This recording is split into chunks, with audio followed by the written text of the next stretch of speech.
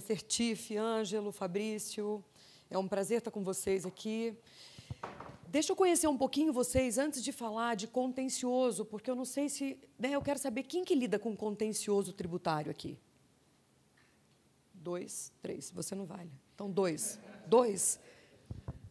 Tá, então, eu estou perguntando isso para saber como que eu conduzo essa fala com vocês. Então, antes eu vou fazer uma rápida contextualização. Guilherme, você vai me ajudando com o tempo? Me contando aí? À vontade. Tá, não fala assim, não. Deixa eu pegar aqui. Já não confiei em você.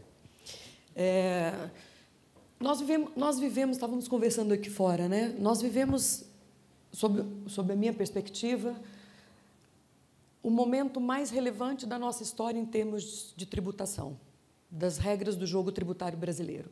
Nós vivemos hoje 5 grandes reformas tributárias. 5. Reforma do consumo, reforma da renda, e a reforma da renda começou no início do governo Bolsonaro, no início do governo Lula agora, né? A gente teve JCP, a gente teve fundos fechados, a gente teve offshore, nós tivemos subvenção de investimentos, e agora, né? Agora apareceu a palavra reforma da renda, já começou desde o início. Só que é um único ente público, ela vem fatiada e a gente não percebe. Terceira reforma do patrimônio, que veio colada, né, veio de carona na reforma do consumo. IPTU, IPVA, ITCMD, estávamos falando aqui, Ângelo e eu, embarcações e aeronaves agora, além do seletivo, vai ter IPVA também. Belíssima oportunidade para planejamento tributário. Esse dia eu estava conversando com um cara do setor aeronáutico, ele falou assim... Ele me contou, falou, Thalita, a venda das aeronaves aumentaram muito recentemente. E a gente estava conversando, tentando entender se já poderia ter algum nexo com o possível seletivo.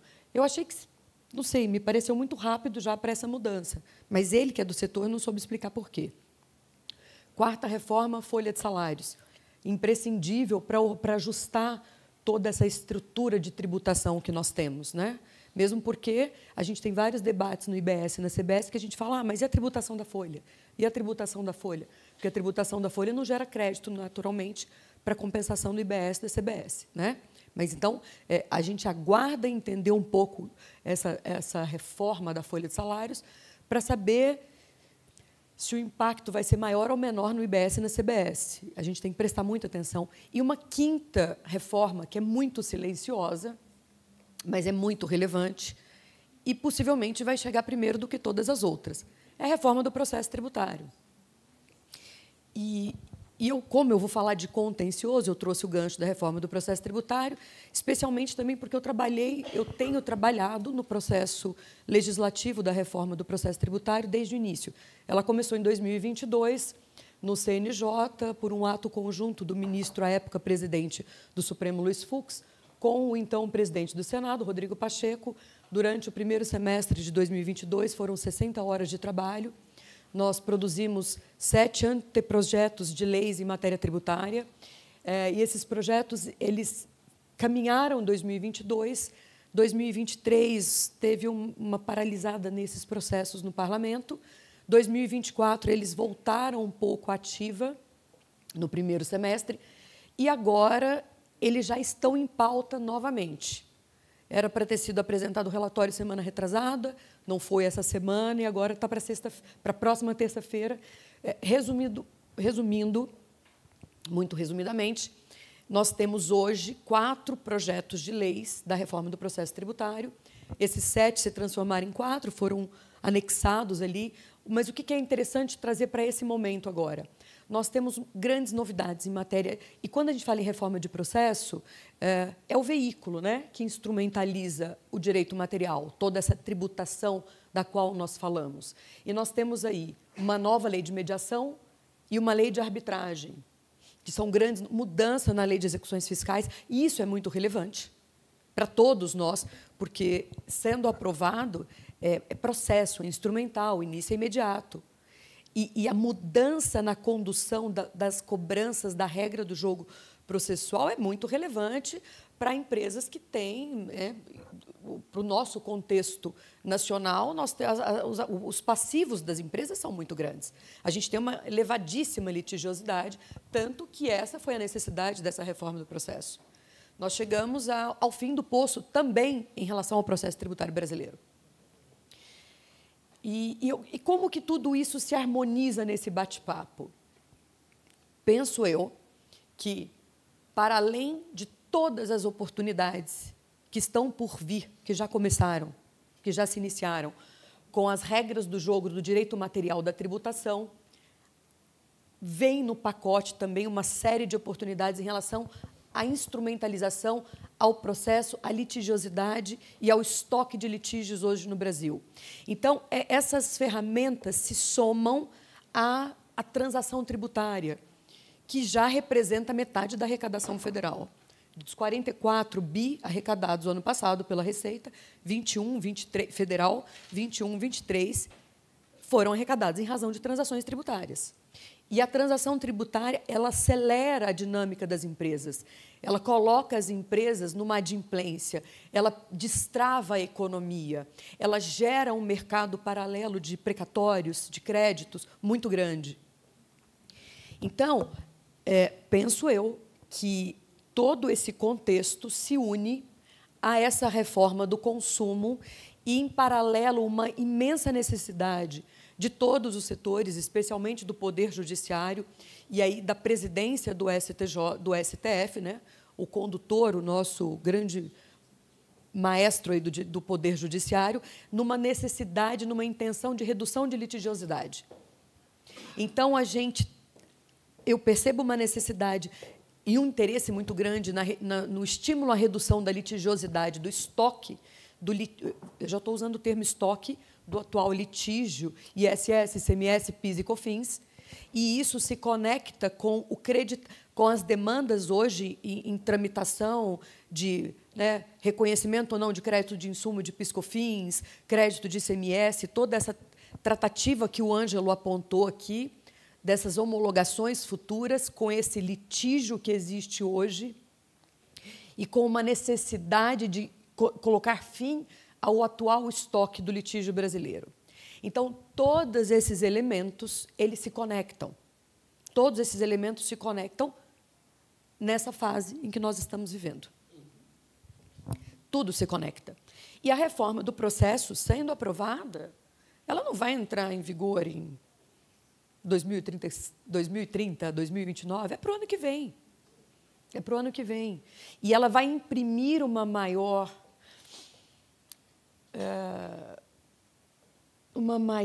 como que eu diria,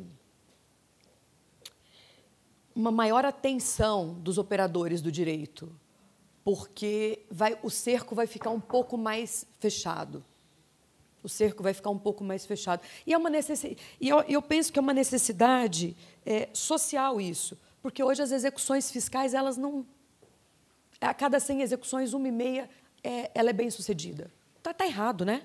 Está errado, não bate, os números não batem. Então, como que tudo isso se conecta? Está tudo interligado. A gente segmenta o estudo para a gente não enlouquecer mais, né? Mas toda essa tratativa está conectada. E aí, agora, olhando para o contencioso do IBS e CBS, vou fazer um parêntese, uma nova contextualização. 10 anos de trabalho do CECIF, Centro de Cidadania Fiscal, um grupo da Fundação Getúlio Vargas, do qual o professor Ângelo De Angelis participa desde 2016, ao lado do professor Eurico De Santi. Durante todo esse período, vocês pensaram um IVA, um único imposto sobre valor agregado. Dezembro de 2023, o Parlamento brasileiro, nossos representantes, nós, em última instância, decidimos que queríamos 2 IVAs. Tudo bem, né? Esse jogo não é o nosso, esse é o jogo político. A gente não é o nosso departamento. Essa é a situação que foi colocada. A grande questão é que os nossos políticos decidiram por 2 tributos, para o qual, durante 10 anos, foi pensado um modelo operacional para um único IVA. Correto, professor Ângelo? E eles se esqueceram de que a operacionalização desses 2 tributos trariam reflexos, consequências, e que os 300 representantes dos entes públicos que participaram da escrita do texto de lei, Os 300 guerreiros, soldados, eles tiveram que pensar, em 3 meses, o que o CECIF levou 10 anos para trabalhar. Inviável. Inviável, por mais que fossem 300. O que eu quero dizer com isso? A gente tem gargalos hoje, nessa reforma do consumo, que um dos reflexos será vivenciado pelo contencioso. 2 tributos, 2 grandes grupos, né? União Federal, de um lado, Estados, municípios e Distrito Federal, de outro. Tudo bem. Primeiro grande reflexo, quem fiscaliza? Como que vai ser a fiscalização? Segundo reflexo, quem lança? Quais são os limites do lançamento tributário? Terceiro reflexo, cobrança administrativa, via Receita Federal e via Comitê Gestor do IBS. Terceiro reflexo. Essas cobranças serão com critérios distintos, regras distintas, tempos distintos? Senhores, penalidades distintas. Penalidades distintas para o mesmo evento econômico. Penalidades distintas. Próximo reflexo, contencioso administrativo. CARF, CBS. Tribunais estaduais, IBS. Prazos distintos para a defesa. Tempos distintos para a apresentação de prova. Eu não sei nem se eu chego no contencioso judicial. O contencioso judicial não deu tempo de pensar ainda. Né? Não deu tempo de pensar. Não deu tempo. Hã? A gente está com tanto problema ainda para resolver que a gente não conseguiu chegar no contencioso judicial. Contencioso judicial, existem propostas, mas a gente não tem texto. Do jeito que está hoje, se nós seguirmos a dinâmica dos textos legislativos, nós teremos IBS sendo tratado nos tribunais estaduais e CBS na Justiça Federal. Aonde que essa demanda se encontrará? STJ.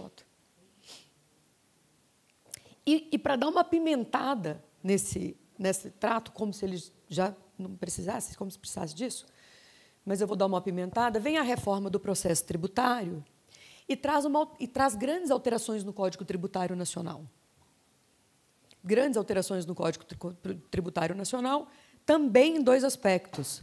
Um regramento para penalidades e um regramento para a tratativa do processo administrativo tributário.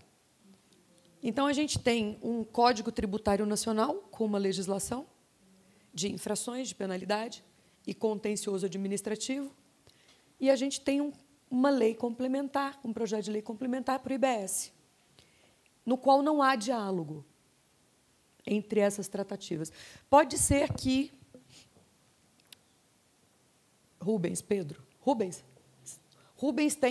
defenda uma empresa que tenha uma atuação do IBS e uma atuação de CBS, mas ele teve 60 dias para apresentar a impugnação, a primeira defesa na Receita Federal, 60 dias, e 20 no Estado de São Paulo. Qual trabalho vai ficar melhor dele? Qual a chance dele de ser melhor sucedido em âmbito federal do que estadual? Aí ele perde no Estado e ganha na União. Aí o cliente dele é obrigado a pagar IBS e dispensado da CBS. Hoje, estamos sob esse risco. Hoje, correto, mestre? Hoje, os nossos textos de lei, nos moldes em que estão, eles nos levam, eles nos conduzem a esse cenário. E algo que é uma pitada de agressividade é que o contencioso judicial, na forma como está, ele só vai se encontrar a depender, né? A depender no STJ, porque o STJ não discute matéria de fato.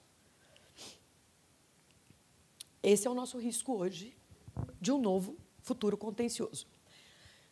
Por justiça aqui, Ângelo, em respeito, por muito respeito acadêmico, esse não foi o texto produzido pelo CECIF. Tá? É digno de respeito né, pelo trabalho de vocês que isso seja dito. O CECIF pensou em um único tributo. Esse problema, essa dualidade não existiria. Então, hoje, esse debate está sobre a mesa do parlamento. Qual é o grande problema por trás de tudo isso? Nós conseguimos uma cooperação dos entes públicos. O princípio da cooperação é um princípio constitucional hoje. Só que eu acho, mestre Ângelo, que talvez nós precisássemos de um princípio da supercooperação. Acho que nós demos um grande passo, porque todos nós temos um histórico de muita confiança, de muito litígio. A gente sempre fez o jogo da competição, a gente nunca fez o jogo da cooperação. Agora nós estamos dando um grande passo para jogar o jogo da cooperação, porque todos nós perdemos com o jogo da competição, todos nós. A indústria foi a maior apoiadora do CECIF. Por quê? Porque a própria indústria, que é uma grande beneficiária dos benefícios fiscais, ela percebeu que ela ganha 100, mas depois ela perde 500. É uma questão de tempo. Sempre foi uma questão de tempo. Então, é muito melhor ter regras claras. Né? O preço que a indústria pagou foi pela transparência e a simplicidade. Faz sentido isso para vocês? Agora, nós temos que saber como lidar com tudo isso. Hoje é o que nós temos. Enquanto nós estamos nesse processo legislativo, que nós três estamos trabalhando muito em âmbito legislativo também, a gente tenta contribuir para melhorar tudo isso. Mas, possivelmente, esse gargalo da dificuldade de uma supercooperação entre os entes públicos, porque não há confiança de estados e municípios para com a União Federal, a grande verdade é essa. Estados e municípios não confiam na União Federal e têm um grande receio de a União Federal assumir o protagonismo. Na realidade, a questão não é o protagonismo, é o controle da condução das regras desse jogo. Então, não temos uma junção desse processo. Se pensarmos em simplicidade, transparência, justiça fiscal e melhoria das regras do jogo jurídico tributário, nós teríamos um único percurso para tudo isso.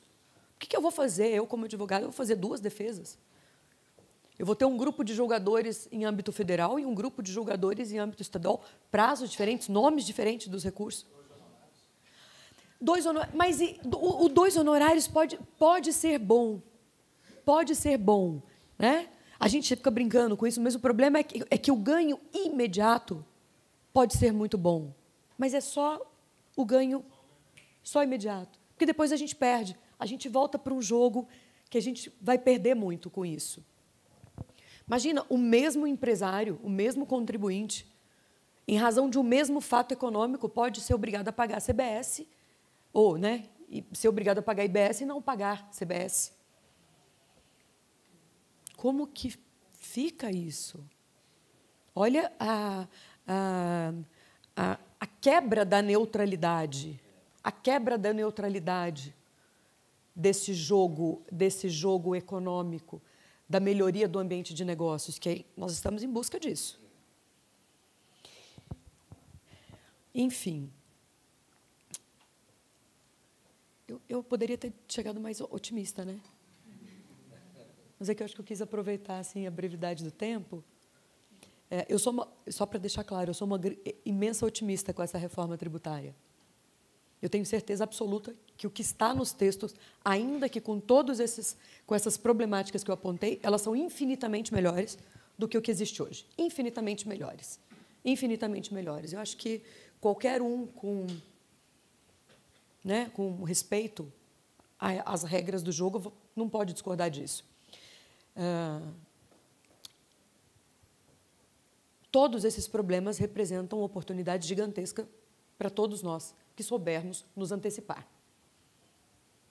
E é curioso, né? Porque as oportunidades, me parece que a gente tem grupos de oportunidades a depender do momento que a gente vai olhar para todo esse histórico, para todo esse caminhar que está por vir. Agora, nós temos que começar a preparar as empresas para entregar relatórios no qual elas tenham segurança. Isso é o que já foi ou o que falta?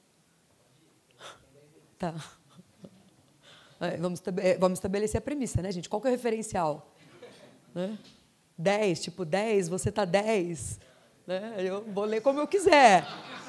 Né? Aí, ó, a informação abstrata, né, quando ela é assim, é perigosa.